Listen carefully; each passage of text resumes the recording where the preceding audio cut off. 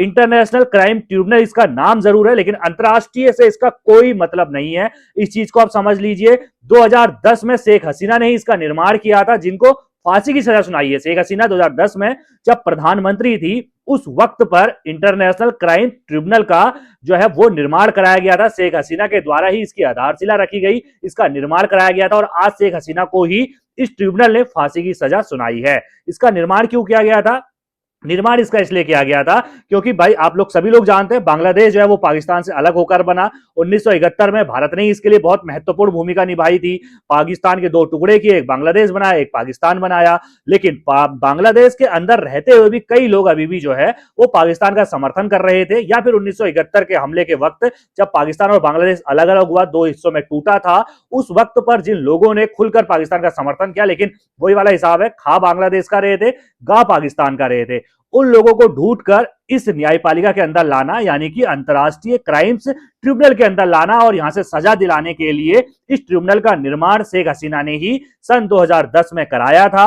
अंतर्राष्ट्रीय से इसका नाम सिर्फ अंतर्राष्ट्रीय जुड़ा हुआ है, हवा हवाई है, अंतर्राष्ट्रीय जुड़ा हुआ है, इसलिए लोग सोच रहे हैं कि भाई मतलब दुनिया की अदालत ने इस पर क्या फैसला सुना दिया है। नहीं, ऐसा नहीं है। सिर्फ और सिर्फ बांग्लादेश का ने इस पर फैसला सुनाया है, और ये सुप्रीम कोर्ट से नीचे की अदालत है। अभी शेख हसीना के पास बहुत सारे ऑप्शन आगे हैं।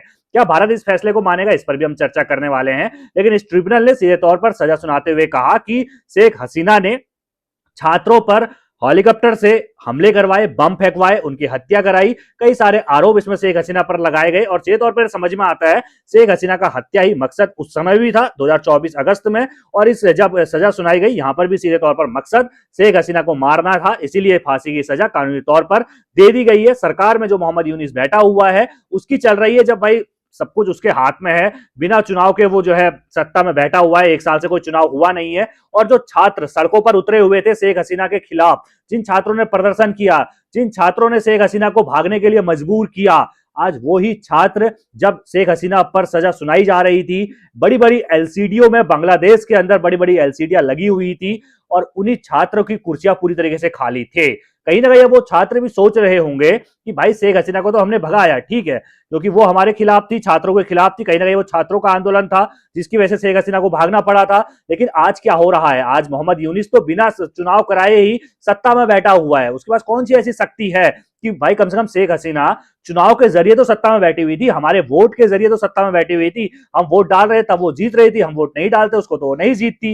लेकिन आज जो है एक साल के बाद कहीं ना कहीं बदलाव देखने को मिल रहा है। लेकिन मोहम्मद यूनिस भाई शेख हसीना को लगातार भारत लाना चाह वो भारत से जो है वापस लाना चाहते हैं बांग्लादेश, और उनको मारना चाहते हैं, यानी कि फांसी की सजा देना चाहते हैं, उनको कानूनी कटघरे में लाकर फांसी की सजा देना चाह रहे हैं।